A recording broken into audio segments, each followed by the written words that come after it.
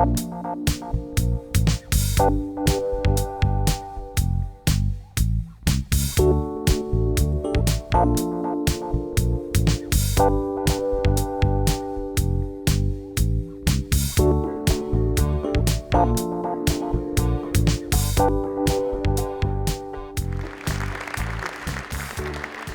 va s'intéresser aux évolutions sociétales, aux évolutions techniques et également méthodologiques à travers deux petites tables rondes. Deuxième table ronde de la matinée, les nouveaux enjeux pour la maîtrise d'œuvre et la maîtrise d'ouvrage, les solutions béton. Là, on va rentrer un peu plus dans la technique, ce qui va faire écho aux propos qui ont été tenus à l'instant. Et j'appelle nos trois intervenants. Ingrid Taillandier, qui est architecte de l'agence ITAR, et je ne trahirai pas de secret en vous disant qu'elle est elle-même convaincue de toutes les ressources nouvelles du béton à travers l'innovation. Bertrand Delcambre, qui est l'ancien président du CSTB et qui est l'auteur d'un rapport pour la ministre Pinel sur la maquette numérique. Alors là aussi, quelque chose qui va fortement impacter les professionnels. Et enfin, Olivier Apruzès, que vous connaissez tous, le vice-président du béton prêt à l'emploi. Merci à tous les trois. On va commencer avec vous, Ingrid Taillandier, donc agence ITAR. Très rapidement, une présentation. Je crois savoir, tout le monde ne peut pas en dire autant, que vous croulez sous les commandes. Pour l'instant, hein. Rien n'est joué pour les années à venir, mais en tout cas, l'agence se porte bien. On est spécialisé dans le logement. C'est un peu dur d'ailleurs de sortir de cette étiquette quand on a démarré dans ces typologies de bâtis, beaucoup de logements collectifs. Je suis par ailleurs enseignante et j'ai fait quelques recherches, dont une exposition et dirigé un ouvrage qui s'appelait « L'invention de la tour européenne », où j'ai essayé de promouvoir la densité et les immeubles hauts dans les capitales et les grandes villes de France et d'Europe, surtout en France et à Paris. Ça a été, a été une vraie bataille, mais en tout cas, j'ai participé en quelque sorte à ce renouveau de la densité parisienne. Voilà. Très bien. Alors, on va s'intéresser, et la présence de M. Delcambre est d'autant plus intéressante de ce point de vue-là, aux évolutions qui impactent votre profession s'agissant de ces nouveaux enjeux sur la maîtrise d'œuvre et la maîtrise d'ouvrage. Quelles sont les grandes étapes que vous allez devoir affronter ? Les étapes, elles ont déjà démarré. Deux grands enjeux, je dirais, sur la conception des logements a impacté notre travail à l'agence. C'est tout d'abord les enjeux environnementaux, qui sont quand même des données très fortes et très contraignantes parfois, malheureusement. Et également tout ce qui est réglementation pour PMR. Ça a modifié les typologies de logements. Les cuisines sont devenues plus grandes, ça a rogné sur certaines pièces de vie. Quand on dit PMR, c'est personne à mobilité réduite. Pour ceux qui ne le sauraient pas. Ça a un impact sur tout, ça a un impact sur la façon dont vous allez passer sur votre balcon, votre terrasse, le seuil de 2 cm à ne pas dépasser. Donc tout ça, je pense que les matériaux ont leurs enjeux, les matériaux et l'innovation ont un vrai enjeu vis-à-vis de ces questions-là.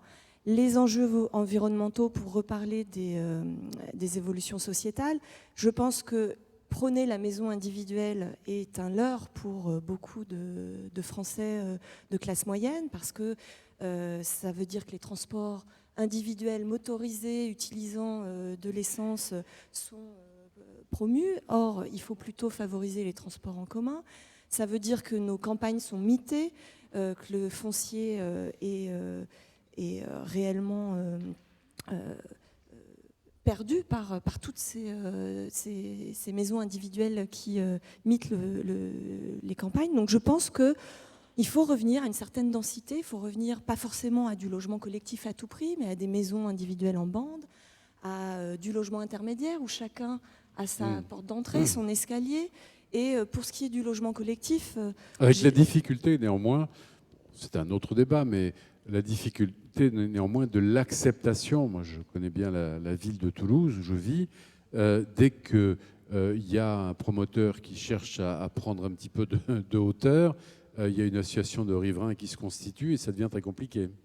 Oui, ça, c'est le cas de beaucoup de villes de province, en effet. Par contre, certaines villes ont la volonté de densifier, de montrer un certain dynamisme. Et on s'aperçoit, quand on fait une étude à travers l'Europe pour parler de densité, on s'aperçoit que les villes qui ont connu la guerre, qui ont connu les démolitions de la Seconde Guerre mondiale, ont une possibilité de se renouveler, de faire du renouvellement urbain dans des quartiers qui ont été très endommagés ou en renouvellement pour des raisons de pérennité de bâti, le font sans problème, montent en hauteur, se dynamisent et montrent que leur ville peut renaître de leurs cendres. Même actuellement, c'est une espèce de mémoire collective qui date de la Seconde Guerre mondiale. Et nos villes françaises qui ont été épargnées, pas toutes, mais nos villes françaises qui ont été épargnées n'arrivent pas à passer ce cap de la densité forte, de se dire qu'on peut apporter, comme le disait tout à l'heure Guy Tapie, des vues, du soleil, des espaces extérieurs dans ces espaces collectifs qui sont... Donc pour vous, ça c'est vraiment, au-delà des aspects techniques, de la réglementation, on parlera dans un instant de la maquette numérique, tout ça, ce sont des enjeux très très forts qui impactent votre profession, avec quand même la difficulté aujourd'hui de faire entendre, je vais presque dire raison, à ceux qui aujourd'hui prônent plutôt l'habitat dispersé, alors même que vous militez pour la densification urbaine. Oui, en effet, je pense que du point de vue des enjeux environnementaux, il faut à tout prix revenir à une densité, à du collectif un petit peu moins consommateur d'énergie.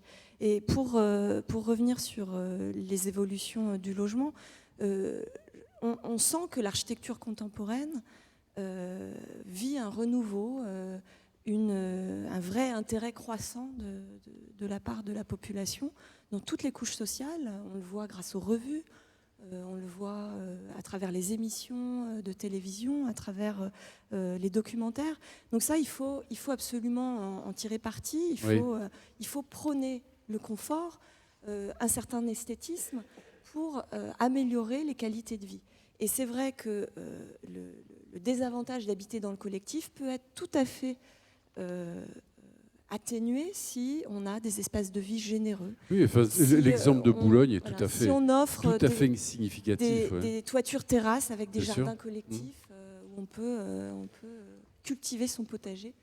Donc je prône vraiment ces espaces-là et également des espaces de circulation qui sont généreux, qui sont éclairés naturellement, où on n'a pas peur de croiser son voisin et où on enlève un peu ce côté anxiogène de vivre en collectivité. Oui, puis peut-être aussi en finir avec cette idée que lorsque on grimpe en hauteur, on reproduit un Manhattan à la française, alors qu'en réalité, il y a ce que vous dites, il y a toute cette plus-value qui est très, très importante. Alors, évolution de la réglementation, densification, entre autres enjeux. Est-ce que dans ces registres-là, les solutions techniques, on entendait tout à l'heure Jean-Yves Le Dreyff nous présenter toutes sortes d'applications possibles pour le béton.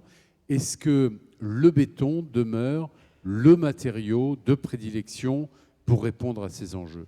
Vous qui êtes architecte, est-ce que c'est votre point de vue ? Nous, à l'agence, on aime particulièrement travailler avec le béton. Alors on se heurte parfois. Pourquoi vous aimez travailler avec le béton ? Parce que c'est un matériau pérenne. Je ne vais pas reciter toutes ses qualités, mais il a des qualités acoustiques, thermiques, d'inertie thermique. Il a des qualités esthétiques très fortes, de pérennité. Et je pense qu'on ne le travaille pas assez. Le problème de l'isolation par l'extérieur, puisqu'on parle d'enjeux environnementaux aussi, c'est qu'on se retrouve avec des pots, des enveloppes qui sont rapportées, qui sont peu pérennes. Et le béton a toute sa place dans ces nouveaux enjeux. Comment faire en sorte que le béton revienne en première peau, en enveloppe, avec des qualités esthétiques, revenir à une certaine modénature. Vous en parliez tout à l'heure, Mireille Ingrès. Je pense que le béton texturé, les teintes possibles pour le béton, peuvent apporter une nouvelle qualité de modénature, d'esthétisme à des bâtiments qui en ont perdu. Et le béton ne doit plus être associé à un certain brutalisme, à un certain modernisme. On peut désormais trouver de la poésie dans ce matériau. Nous, c'est ce qu'on essaye de faire. En termes de construction, on se heurte à des problèmes, principalement en préfabrication, à des problèmes d'avis technique. Et je pense qu'il faut très très vite dépasser ça, parce que moi, sur une tour qu'on va construire à Batignolles, une tour de 15 étages, pas une tour très haute, mais une tour de logement, pour des balcons de 3 mètres de portée, on aimerait pouvoir bénéficier de la préfabrication. On a tout fait en sorte pour les concevoir à l'identique, pour pouvoir répéter les moules, et on se heurte à un problème d'avis technique. Et on se dit qu'en 2 ans, peut-être que l'avis technique pourra être déposé, et je n'en suis pas sûre. Ça ne va pas assez vite, en fait, pour pouvoir utiliser ces innovations. Monsieur Girometti, ça fait écho à ce que vous disiez tout à l'heure lorsque vous indiquiez qu'il faudrait gagner en efficacité, en rapidité sur certaines évolutions de réglementation. Merci Ingrid Taillandier, c'était très intéressant. On continue avec vous, Bertrand Delcambre, et notamment pour la maquette numérique, puisque c'est votre sujet de prédilection, mais peut-être on reviendra tout à l'heure à vous pour que vous nous expliquiez, Ingrid Taillandier, comment vous vivez cette révolution. Cette maquette numérique, Bertrand Delcambre, elle permet d'associer le plus en amont possible les différents acteurs, notamment les industriels et les entreprises, ce qui permet aux maîtres d'ouvrage d'établir une vision globale de l'ouvrage comportant les solutions techniques, les performances et les coûts de maintenance. En quoi ce nouvel outil va-t-il révolutionner la maîtrise d'ouvrage ? Bien, écoutez, merci de poser cette question comme ça. Peut-être avant d'y répondre plus particulièrement, je voudrais situer un peu là, le sujet. Je ne vais pas vous faire un cours sur la maquette numérique. Il y en a dans la salle qui seraient mieux placés que moi pour le faire. Simplement, je dirais, on vit une époque aujourd'hui où on a tous des outils fantastiques. On a des ordinateurs qui sont 1000 fois plus puissants qu'il y a 20 ans. On a un réseau Internet qui est disponible partout pour tout le monde à toute heure du jour et de la nuit. Et tout ça a pénétré largement le monde du bâtiment. Les artisans, qui sont les plus petits acteurs du bâtiment, ont déjà tous ces outils et ont envie de s'en servir. Et il y a déjà plein d'applications qui sont aujourd'hui chez tous les acteurs, y compris les petits. Le sujet, la réflexion qui m'a été confiée par la ministre du Logement, c'est pas simplement, on va faire découvrir tout ça, c'est démontrer effectivement l'efficacité de tous ces outils-là à tous les niveaux, pour accélérer le déploiement de ces outils-là dans le monde du bâtiment. Parce que l'histoire a commencé, bien évidemment, et heureusement.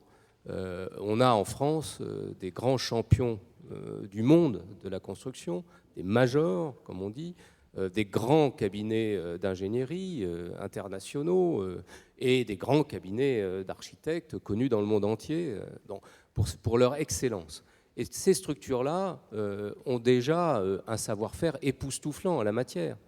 Et c'est grâce à ça, d'ailleurs, qu'ils remportent des succès à l'international. Et il n'y a plus aujourd'hui un grand appel d'offres international qui n'impose pas de recourir à ces outils. C'est donc qu'ils ont démontré leur efficacité déjà.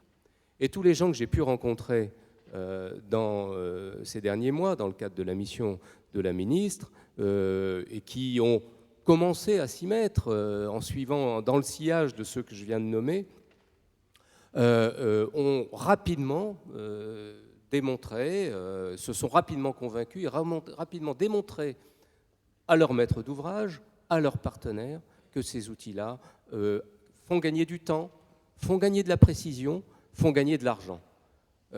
Et il n'est absolument pas question pour eux de revenir en arrière.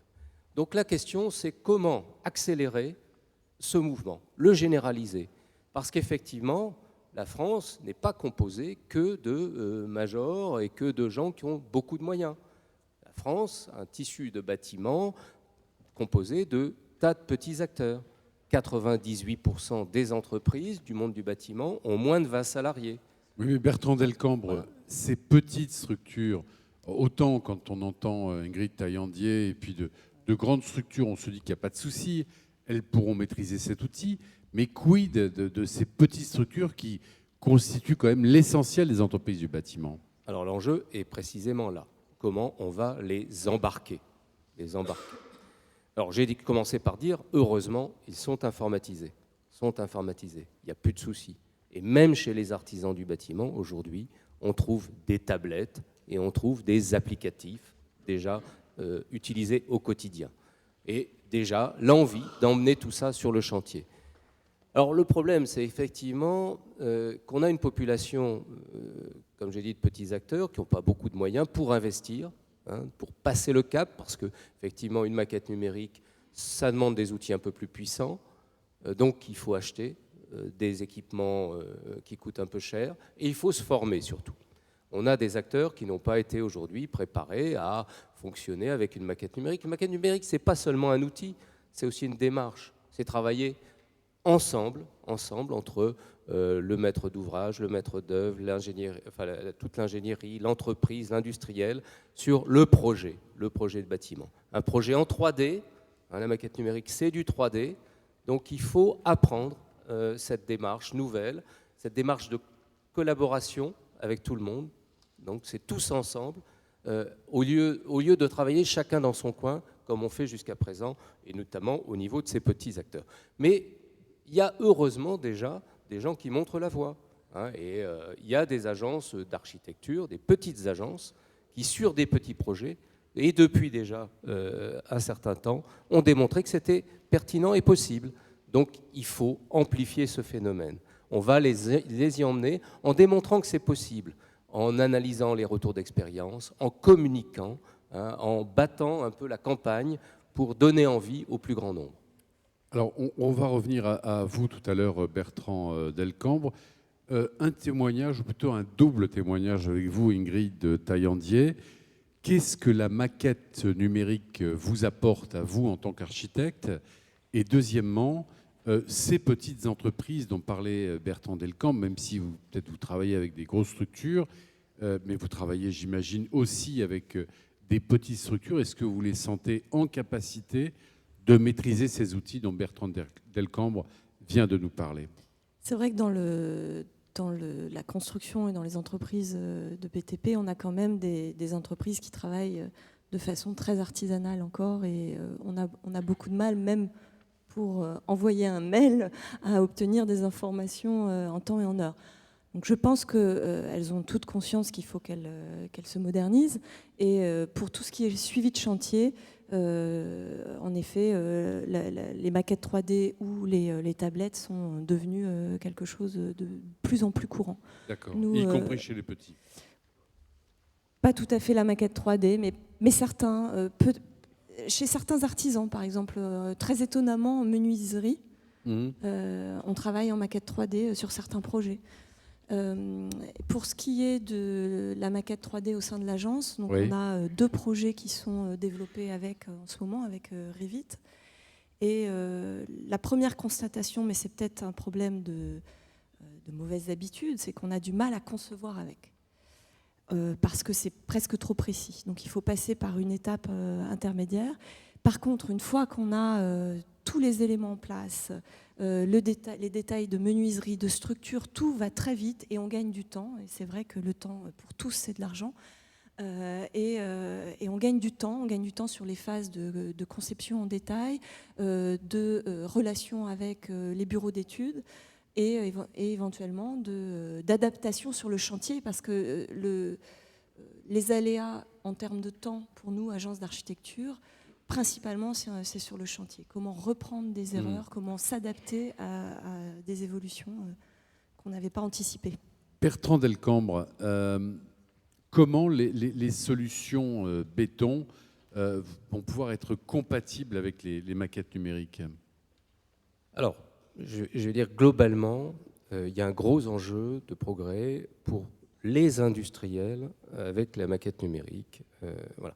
En gros, il n'y aura pas d'utilisation généralisée de maquettes numériques et de ce qu'on appelle le BIM s'il n'y a pas les industries de la construction à ce rendez-vous-là. C'est-à-dire qu'il faut vraiment que tous les industriels et les industriels du béton fassent l'effort qu'il faut pour amener à la maquette numérique les informations dont l'architecte et la maîtrise d'œuvre en général, et puis les entreprises ont besoin pour intégrer les meilleurs choix possibles dans le projet le plus tôt possible, pour prescrire les produits les plus adaptés au projet, pour vraiment canaliser le mieux possible l'information. On a besoin aujourd'hui de faire une espèce de révolution en matière d'information à la portée de tout le monde. L'information nécessaire sur les produits de construction, elle est nécessaire au quotidien. Et aujourd'hui, donc, il faut passer vraiment de l'ère des catalogues papier, pour la plupart encore, même s'il y a aussi, bien sûr, des versions électroniques, à des formes d'information directement utilisables à partir de la maquette numérique, dans des conditions les plus standardisées possibles, de façon à ce qu'on s'y retrouve. Le béton fait partie aujourd'hui des matériaux les plus utilisés. Et je vais pas faire l'apologie du béton parce que vous êtes aussi encore mieux placé que moi pour le faire. Mais je crois que le béton aujourd'hui, vu toutes ses qualités, toutes ses caractéristiques techniques, doit faire l'effort justement d'éveiller la confiance du maître d'ouvrage, la conscience du maître d'ouvrage, du maître d'œuvre, et donc apporter ces informations le plus tôt possible à l'ensemble des équipes de construction. Je dis ça pour le béton, je le disais hier aux gens du bois. Donc, d'accord. Pour ne pas faire de jaloux, c'est un phénomène qui concerne tout le monde. Et il y a bien sûr des enjeux de compétitivité entre les filières qui vont se jouer au travers de l'arrivée des nouveaux outils. Donc aux gens du béton d'être les plus efficaces pour les années qui viennent, mais je n'ai pas de doute et pas d'état d'âme là-dessus. Merci beaucoup Bertrand Delcambre. On continue avec vous Olivier Apruzès pour clôturer cette table ronde. On l'a vu à travers la précédente et celle-là même, évolution sociétale, évolution de la typologie des logements, évolution des méthodes de travail. On vient d'aborder la maquette numérique. Comment le béton prêt à l'emploi va-t-il faire face à toutes ces innovations? Parce qu'on a bien entendu l'appel du pied de Bertrand Delcambre, non? Oui, je l'ai bien entendu aussi. Je pense que sur ce sujet-là, et permettez-moi juste aussi un petit rappel, le béton, c'est un matériau qui existe depuis plusieurs millénaires. L'église Saint-Pierre en témoigne aujourd'hui et reste active et en parfaite condition. En France, Louis Vicat a réhabilité et réinventé ce matériau. Donc aujourd'hui, on se trouve face à quand même un patrimoine existant qui est très important. Je reprendrai aussi les propos de Jean Bonny pour exprimer que c'est un matériau extrêmement local, qui est produit localement, qui est travaillé localement avec des entreprises locales. Ça, c'est le point important. Et toute la filière aussi permet de le faire jusqu'à la réhabilitation de ces ouvrages. Tout à l'heure, on a vu un très joli document fait par la mairie de Boulogne-sur-Mer pour présenter un bâtiment en construction. Là, on voit une sorte de maquette se mettre en place. Mais c'est une maquette uniquement destinée à profiler l'ouvrage dans son espace, à le matérialiser, mais pas pour l'exécution des travaux. Là, le point dans lequel nous allons, c'est réellement, avec cette maquette numérique, sur la réalisation des travaux. Et ça, c'est là où je pense que le béton trouve son intérêt majeur. Nous comprenons bien aujourd'hui que pour la réalisation d'un ouvrage spécifique, il s'agit de prévoir dans le temps et le cadencement et l'approvisionnement des matériaux, voire même dans des espaces qui peuvent être contraints, la manière dont on va gérer ces approvisionnements, à savoir les matériaux qui vont être reçus par avance, comment les stocker. J'ai personnellement vu un chantier de cette nature qui, en fait, déployait par phase le fait d'avoir des lieux de stockage qui sont avec des contre-étaiements pour supporter des charges supplémentaires, puisque c'était des élévations, Donc tout ça me paraît tout à fait notable. Alors tout ça, on sent bien que votre profession, de manière globale, est en capacité de relever ces défis, et notamment, vous venez d'évoquer celui de la maquette numérique. Reste néanmoins que, s'agissant du béton prêt à l'emploi, il y a de très nombreuses structures qui sont des tout petites structures et qui, je rebondis sur ce que disait tout à l'heure Ingrid Taillandier, sur ces grandes évolutions qu'on vient d'évoquer, et en particulier la maquette numérique, n'ont ni la formation, ni les moyens techniques, ni même peut-être aussi les moyens financiers pour relever le défi.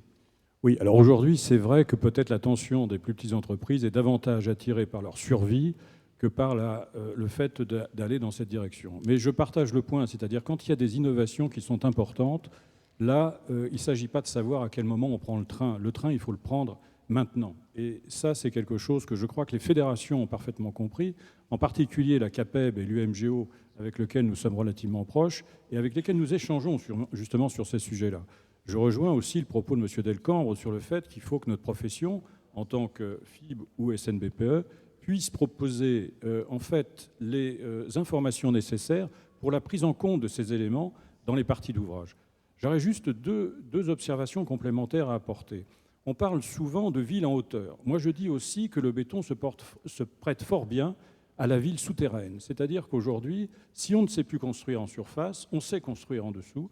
Et la maquette numérique apporte ce bonheur que de pouvoir traduire en effets réels et en montrant exactement les réseaux et la réalisation et la façon dont les personnes vont y vivre à l'intérieur, tout en matérialisant les différents matériaux qui pourraient être y employés. Et là, je ne fais pas injure à d'autres professions, puisque je pense que la nôtre est fortement bien placée pour le faire. Ça, c'est le premier point. Et puis, le deuxième point que M. Delcambre avait signalé dans son ouvrage, c'est aussi sur toute la partie de la rénovation. Et là, les petites entreprises ont un rôle à jouer, parce que bien souvent, ce sont elles qui sont en première ligne pour effectuer qui des travaux de maintenance, qui des travaux de réparation, qui des travaux de confortement.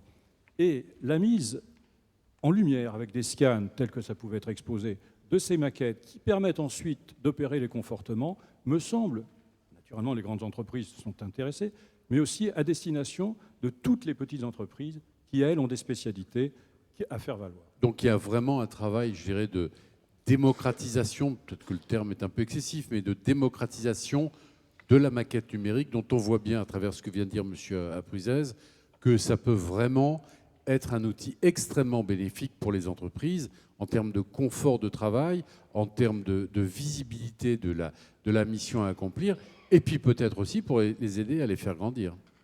Oui, tout à fait. Et je trouve, on n'a pas trop le temps d'en parler, mais moi, ce qui m'a frappé, c'est des exemples de petites entreprises artisanales qui s'engagent sur la voie de l'impression 3D pour le chantier, l'impression numérique.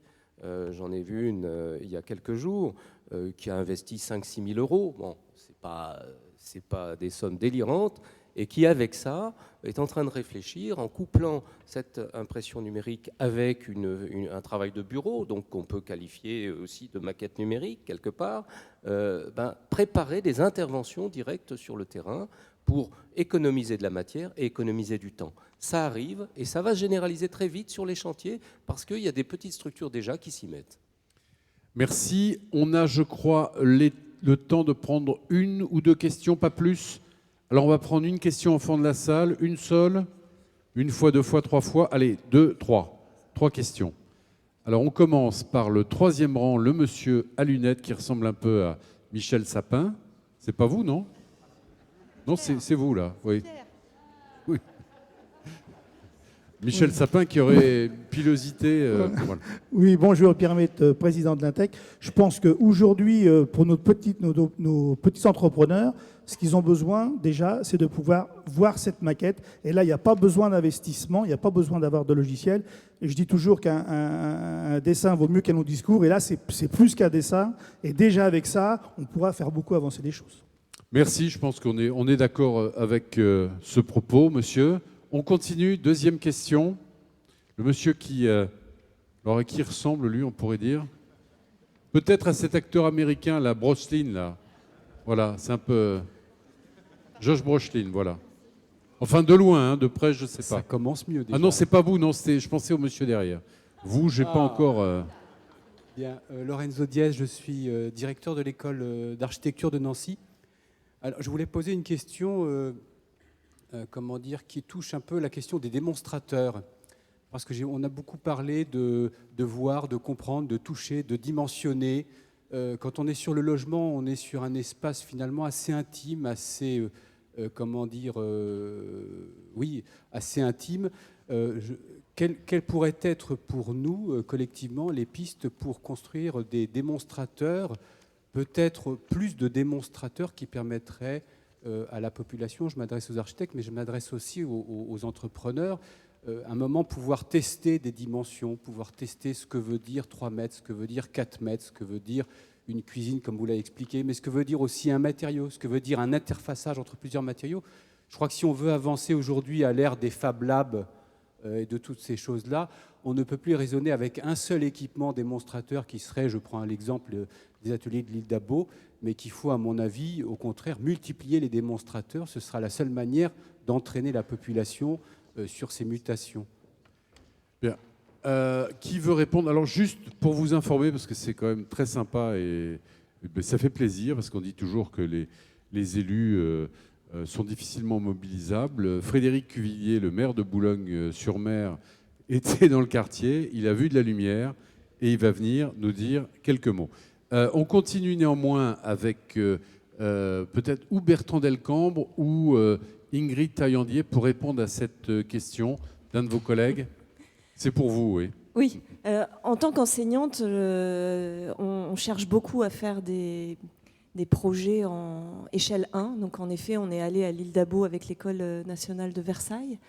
Pour ce qui est du chantier, moi je trouve que le moment du logement témoin est un moment très important pour tout le monde, principalement pour la maîtrise d'ouvrage. Malheureusement, c'est rarement utilisé pour faire découvrir le logement aux futurs utilisateurs. Je pense que le logement témoin ou la façade témoin pourrait venir bien en amont en termes de chantier, que ça n'est le cas actuellement. Allez, la toute dernière question. Oui, bonjour, Didier Klinkhammer, architecte. Je représente Archinov, association d'architecture et innovation. Les maîtres mots ont été prononcés par Bertrand Delcambre, c'est le travail collaboratif. Et c'est vrai que la maquette numérique, au-delà de l'image qu'elle peut produire, c'est la gestion de l'information, de la conception à la réalisation, à la maintenance. Donc ça veut dire qu'on passe du travail séquentiel au travail collaboratif, c'est ça, hein. Et le message, c'est qu'effectivement, très en amont, il faut que les fabricants, les gens de la filière, mettent en ligne de l'information qui puisse être directement exploitable au niveau de la production du projet. Et le deuxième point, c'était, je reviens sur la mixité. Effectivement, on ne va pas opposer la filière bois à la filière béton. Chacune a ses avantages. Je pense que c'est moins le côté environnemental de la matière que la notion de filière sèche qui est en jeu entre les deux filières. Et donc, ça pose le problème de la formation au niveau de la construction des entreprises de la filière béton et des entreprises de la filière bois, entre des gens qui travaillent au centimètre et des gens qui travaillent au millimètre. Donc, il y a des enjeux aussi de formation sur le sujet. Qui veut répondre? Bertrand Delcambre, pour la dernière question. Je rebondis sur les mots centimètre, millimètre. Je crois que le monde du bâtiment n'a plus le choix. C'est-à-dire, effectivement, il faut progresser. On ne peut plus être dans l'approximatif. Par rapport aux grands défis de performance que le bâtiment a affrontés, que ce soit en thermique, énergétique ou en environnemental, il faut effectivement désormais être aussi précis que le sont les industriels. C'est-à-dire qu'aujourd'hui, effectivement, l'offre industrielle est au rendez-vous du millimètre. Par contre, le monde du bâtiment, pas tout à fait. Avec la maquette numérique et avec ces outils-là, on a l'espoir d'y arriver. C'est une vraie évolution très très forte et il y aura pas, effectivement, on ne sera pas au rendez-vous de la performance si on n'a pas progressé dans la précision. Et grâce à ces outils-là, on peut espérer y arriver. Merci Bertrand Delcambre. Je vous demande d'applaudir nos 3 intervenants.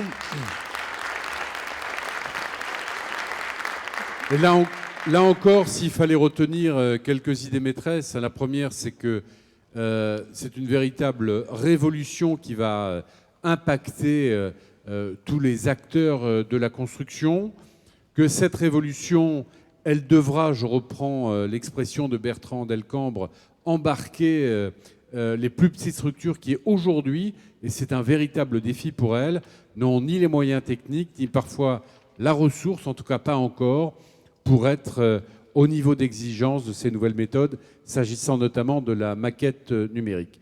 Voilà les quelques idées. Je demande donc à Jean-Yves Le Dreyff, je n'ai pas vu M.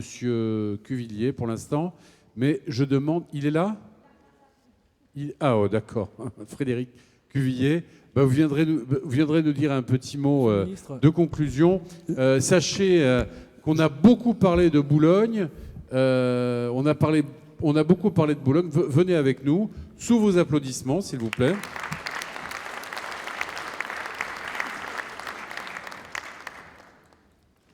On a beaucoup parlé de Boulogne de manière très positive à travers la façon dont Mireille Ingrez-Cereda nous a parlé de votre politique de logement et puis d'un point qui, ici, ne laisse personne insensible, le soin que vous mettez à utiliser le béton comme un véritable complice de votre politique d'habitat et de logement.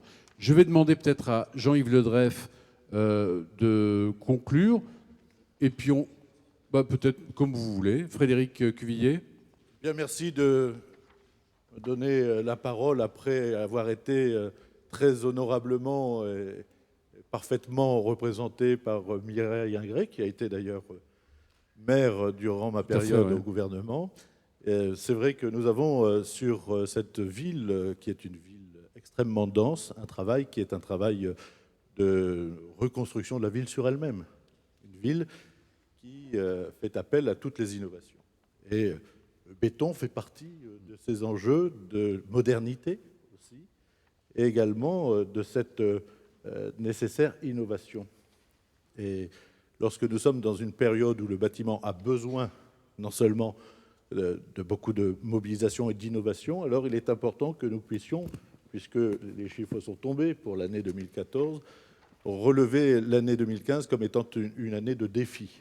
Je pense que nous ne pouvons pas rester, alors même que le gouvernement a pris un certain nombre de dispositions, et notamment le dispositif Pinel, face à une situation qui serait celle du constat de moins de 300 000 mises en chantier de logements. Il faut une mobilisation de tous. Je crois que c'est le cas pour l'intervention privée, c'est le cas aussi des organismes de logement, quel que soit leur statut, et que, puisque le lien a été fait avec les politiques d'innovation, la gestion des chantiers, notamment le numérique dans la construction, est un enjeu majeur. Nous avons la chance de recevoir pour l'année 2015 l'implantation du groupe Sopra, qui est un leader européen du numérique. Et donc ce sera là aussi le défi de la ville intelligente. Et la ville intelligente, elle doit se faire à tout niveau. D'abord dans la façon et la conception de nouveaux quartiers, de reconstruction, ou de construction pour les villes qui ont la chance d'avoir les espaces, le foncier, de pouvoir projeter.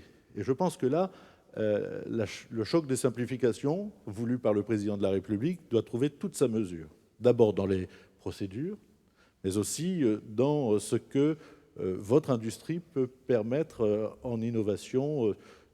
Mireille Ingrez a certainement souligné les maisons passives que nous mettions en œuvre, le fait que nous puissions faire de petits laboratoires de ce que sera le logement de demain. Mais ces petits laboratoires, ils doivent amener à ce que nous ayons des procédures qui facilitent ce type de démarche. Et ce doit être vrai non seulement dans les grandes métropoles, mais aussi dans les villes moyennes. Et je crois beaucoup à la mobilisation des villes moyennes dans ce défi de 2015 pour la mise en chantier, pour la relance du logement. On le voit, il y a des initiatives, vous en êtes des acteurs, des initiatives nombreuses dans les territoires. Les territoires sont intelligents, les industriels sont intelligents, et nous avons une population qui mérite d'avoir, elle aussi, du logement intelligent. Voilà le grand défi de 2015. Nous en sommes en période de vœux. Je sèche les vœux de Stéphane Le Foll pour venir vous saluer. Et donc, autant que cette perspective soit donnée, une perspective de confiance de tous les acteurs du logement. Nous en avons besoin, et nous avons surtout besoin de faire en sorte que les procédures soient le plus simples possible, que nous ayons aussi au niveau de l'État des guichets uniques d'instruction, que nous gagnions du temps sur les mises en chantier. Et à cette condition-là, nous pourrons répondre à ce qui est une attente majeure des Français. Merci beaucoup Frédéric Cuvillier. Jean-Yves Le Dreyffe, le mot de la fin. Merci, Monsieur le Ministre. Je vais rebondir sur ce que vous disiez juste à l'instant, mobiliser. Je crois que nos intervenants dans les 2 tables rondes précédentes nous ont aussi indiqué qu'il était important de se mobiliser autour de certains thèmes. Alors parfois des thèmes aussi simples que, j'ai noté, trouver de la poésie. Ce qui peut paraître surprenant quand on parle du béton, mais au contraire, je crois qu'on est en plein dans le sujet. Et de manière un peu plus pragmatique, rechercher du confort ou favoriser le bien-être. Mais je crois que nos matériaux, nos solutions et la contribution que nous pouvons apporter à un logement durable, sain et de qualité, nous avons démontré ce matin que nos matériaux ont cette capacité. Et il est effectivement important que toute notre filière se mobilise. Alors, vous avez indiqué un autre concept qui nous est très important, qui est la territorialité. Je crois que ça s'est décliné aussi au travers notamment des interventions de ces 2 tables rondes, de notre position très diffuse dans le territoire, la proximité de nos matériaux et bien évidemment derrière les matériaux des hommes inscrits dans les territoires qui sont là pour développer le territoire et le développer avec leur propre valeur ajoutée. Je pense qu'il est très important aussi de rappeler un enjeu fort qui a été souligné ce matin, qui est que le béton a besoin de faire savoir toutes ses qualités. On a mis en évidence à plusieurs reprises que vous avez cité le terme bétonné. Bon, effectivement, ça reste dans le langage courant. Je crois qu'on a cet effort important à développer encore plus que ce que nous faisons aujourd'hui. Et là, je souhaiterais remercier à nouveau notamment les intervenants de la FIB et du SNBPE pour le travail que nous faisons ensemble au travers de la structure CIM Béton pour promouvoir les avantages des solutions constructives en béton et pour promouvoir toutes les qualités que les autres intervenants au cours des tables rondes ont su mettre en avant. Et je crois que si les professionnels sont convaincus, ce que j'ai pu entendre ce matin, que nos matériaux sont une solution durable d'inscription dans les territoires, de développement d'un logement de demain, il est important que cela soit entendu par les usagers et les propriétaires que nous pouvons être demain. Voilà tout ce que je peux souhaiter à notre filière cette année, en espérant qu'effectivement les statistiques que nous avons connues ce matin ne soient qu'un mauvais souvenir dès 2015 et que l'ensemble des mesures qui nous ont été présentées ce matin, notamment aussi par monsieur le directeur de la DHUP, contribuent à relancer notre secteur et c'est ce que je vous souhaite à tous. Je vous propose maintenant de passer à côté pour le déjeuner. Merci à vous. Merci.